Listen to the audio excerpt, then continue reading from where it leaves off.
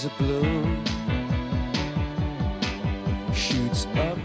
Seguinte, para a nossa segunda questão, nós temos aqui um pedacinho da tabela periódica, uma parte simbólica dela, onde nós estamos mostrando a família 1A, só o sódio, que nos interessa, e a família 2A, que é o bário, que também nos interessa. Bom, por que eu coloquei aqui todos os quadradinhos, né? Porque nós precisamos analisar aqui a questão de algumas propriedades periódicas. Então, eu preciso mostrar os períodos envolvidos em todos os casos até chegar aqui no bário. Mas aí eu coloquei o sétimo período só para ficar bem completinho, tá? Então, no enunciado, ele fala alguma coisa sobre o medicamento utilizado para destacar órgãos em exames radiológicos, tá? Então, lendo o enunciado, novamente, nós entendemos sobre o que ele fala. Além dos dados que ele fala no enunciado sobre a substância que é utilizada, ele ainda fornece mais um dado, e esse dado vai ser muito importante para nós também. Ele fornece a constante, ou melhor, a constante do produto de solubilidade do sulfato de bário, só lembrando a formulazinha do sulfato de bário, que é de 1 vezes 10 na menos 10, ou 10 na menos 10, tá? Tanto faz, matematicamente, tanto faz. Então, KS ou KPS do sulfato de bário, de 10 a menos 10. Então, de acordo com o enunciado que nós lemos no slide anterior, e de acordo com esse valor de KS ou KPS, vamos dar uma olhadinha nas afirmativas. E ele quer as afirmativas corretas, tome cuidado com isso. A primeira diz assim: na reação de sulfato de bário com o ácido clorídrico, ocorre a formação do gás carbônico, água e o cloreto de bário. Bom, gente, o que nós temos aqui?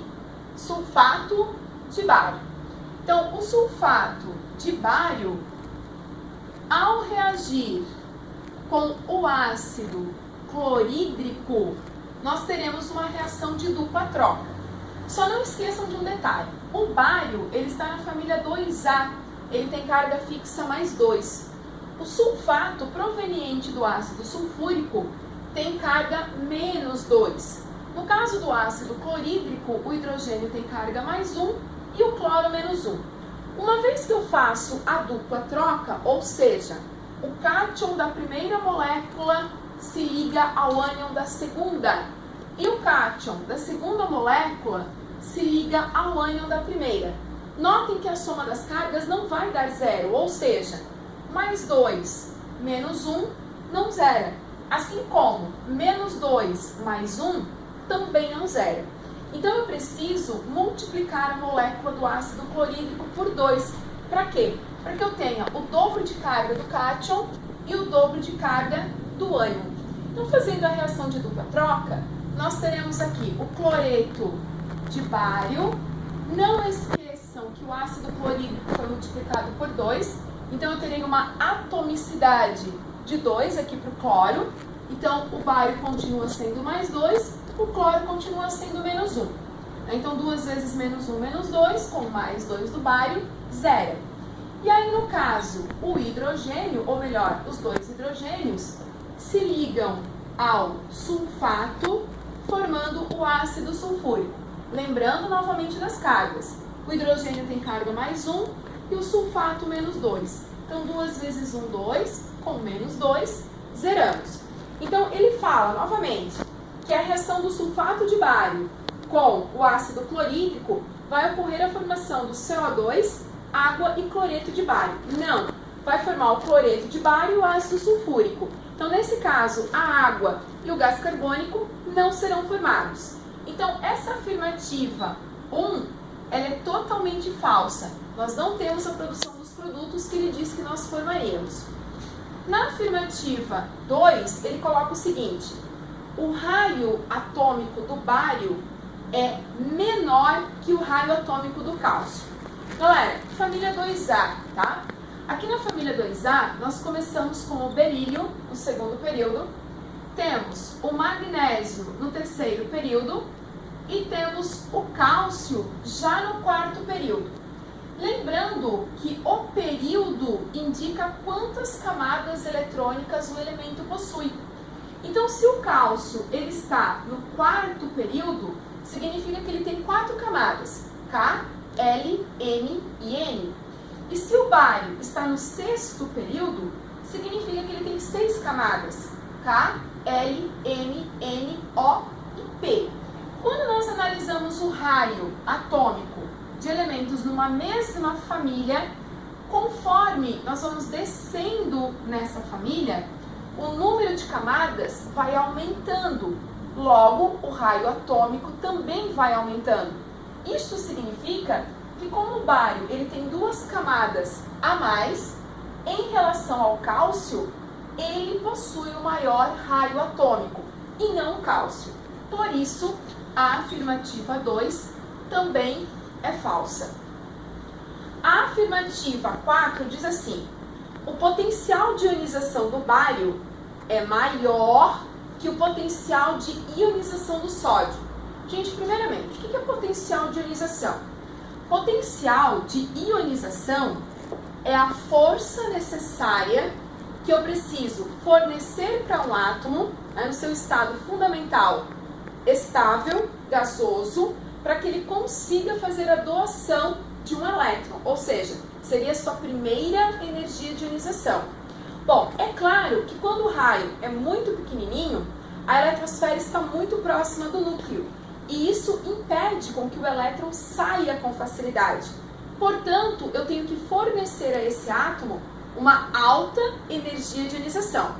Quando o raio é muito grande, o elétron está bem distante do núcleo. Então, esse elétron ele sai com facilidade. Logo, eu não preciso aplicar uma energia de ionização tão alta assim. Então, basicamente, se nós olharmos para a tabela periódica, o sódio ele está no 3º período, então ele tem 3 camadas. Enquanto o bário está no 6º período e ele tem 6 camadas. Então, olhando só para a tabela periódica, nós diríamos que a energia de ionização do sódio é maior do que a do bário. O problema é que dentro das propriedades periódicas, nós temos algumas irregularidades. Então, numericamente falando, pesquisando em uma das literaturas, eu cheguei que a primeira energia de ionização do bário era de 122 ou 122 quilocalorias e a do sódio de aproximadamente 118 quilocalorias. Beleza. Mas, professora, aqui na questão, esses valores, eles não são dados.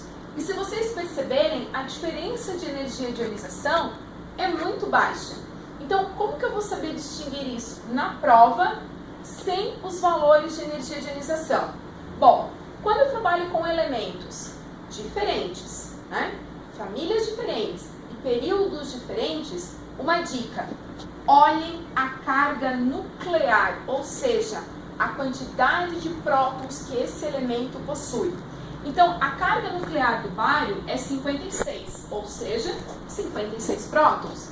A carga nuclear do sódio é 11, ou seja, 11 prótons. Logo, a atração entre núcleo e eletrosfera no bário, ela é maior do que a do sódio, pelo fato dele ter o maior número de prótons.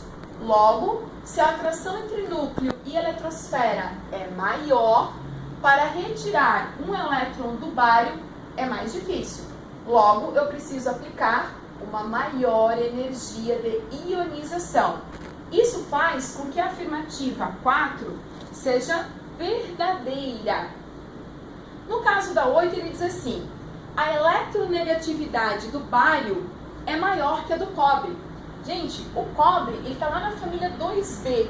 Então, a eletronegatividade do cobre é maior que a do bário.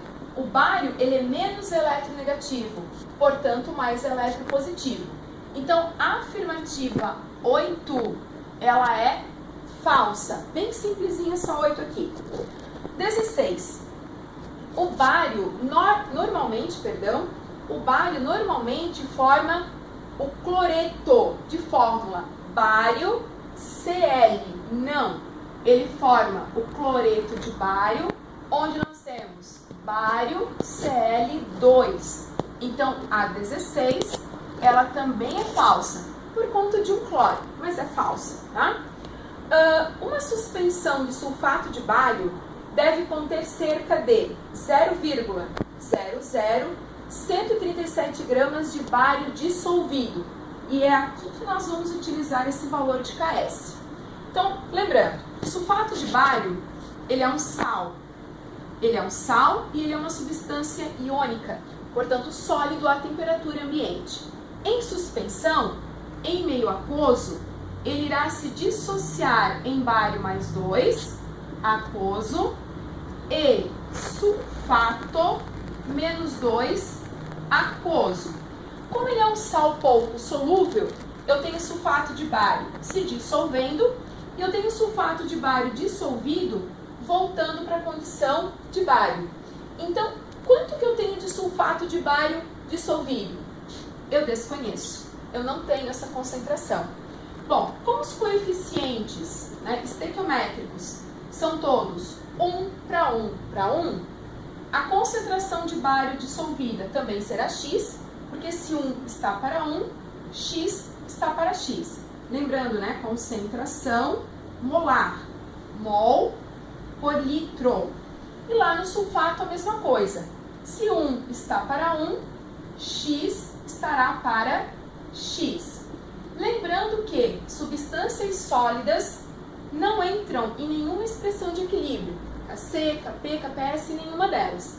Então, constante de equilíbrio em termos de solubilidade será a concentração do bário elevado a 1 vezes a concentração do sulfato também elevado a 1. O KS é de 10 na menos 10. A concentração do bário é X e a concentração do sulfato é X também. Então aqui nós teremos 10 na menos 10, que é igual a X ao quadrado. Para resolvermos esse problema com o quadrado, raiz quadrada de 10 na menos 10. Então, o valor de X será igual a 10 na menos 5. Como nós estamos tratando de uma concentração, 10 na menos 5 mol por litro. Então, essa seria a concentração do sulfato de bário em solução. Portanto, essa seria a concentração também para o bário, assim como essa seria também a concentração para o sulfato. Porém, gente, até aqui nós chegamos à concentração e ele está pedindo a massa do bário. Então, olhando lá na tabela periódica, né, 1 mol de bário tem uma massa de 137 gramas.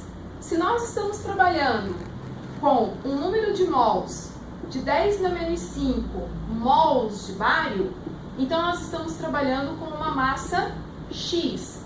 E essa massa X, ela será igual a 0,00137 gramas. Então, voltando na afirmativa, né, que é a afirmativa 32, a quantidade de bário dissolvida é realmente de 0,00137 gramas, o que a torna verdadeira.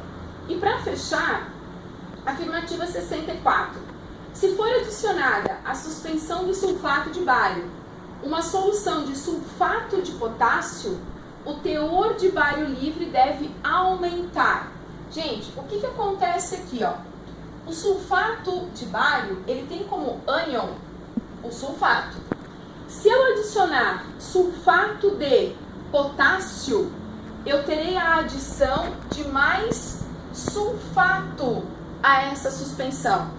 Com a adição de mais sulfato, que é um produto tendo excesso de sulfato, eu terei deslocamento desse equilíbrio para a esquerda, o que irá diminuir a concentração de íon bário livre na solução.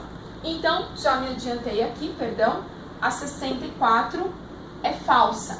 Com a adição do sulfato, eu terei excesso de sulfato, deslocamento de equilíbrio para a esquerda e diminuição de íons bário na solução. Portanto, a afirmativa 64, ela é falsa, ok, gente? Então, até a próxima questão.